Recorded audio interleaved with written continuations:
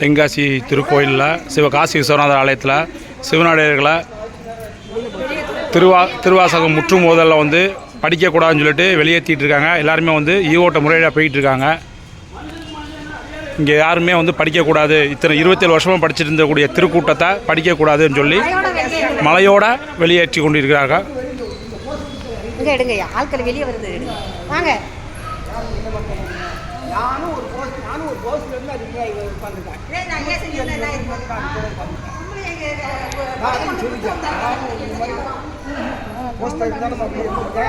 சும்மா வந்து விட்டாங்க. எத்தனையோ ஈவோ வந்துட்டாங்க, எத்தனையோ பேர் நாங்கள் பார்த்துருக்கோம். பெரிய பெரிய ஆட்கள்லாம்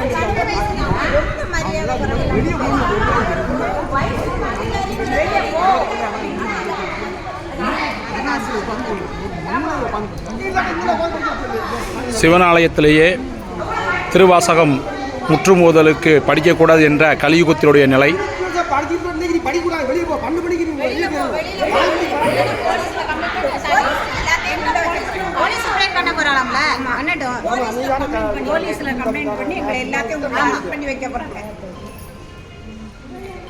இவ்வளவுக்கும் நீங்க அனுமதி வாங்கி தானே படிக்கிறீங்க?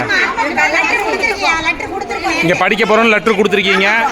ஆனா அதை அனுமதிச்சு தான் அவங்க படிக்க விட்டுருக்காங்க. ஆனா இப்ப திடீர்னு வெளியே போங்கங்கிறாங்க.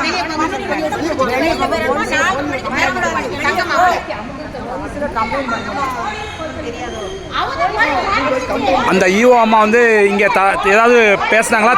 மரியாதையை பேசுனாங்க, தரக்குறைவா பேசி மதிப்பு இல்லாம பேசுறாங்க. ஐயா ஒரு குருவா இருக்கும் ஐயா, வயசுக்காவது மரியாதை கொடுக்காண்டம்மா. ஒரு 75 வயசு மனுஷன் ஒரு குருவா இருந்து எங்களுக்கு நடக்குது. கோயில வீவோ உட்காந்து கொடைய கொண்டு வயிற்றுல குத்த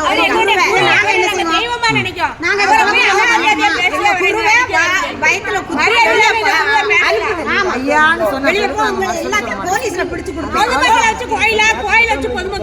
பொதுமக்கள் இல்லைன்னா எல்லாரும் வெளியே போய் சொல்லிட்டா யார் சாமி கூட உள்ள வர முடியும்? யார் சாமி கூட உள்ள வர முடியும்? சத்தா மட்டும் உட்காந்து கும்பிட்டுருமா? யார் பொதுமக்களை காக்கதாங்க?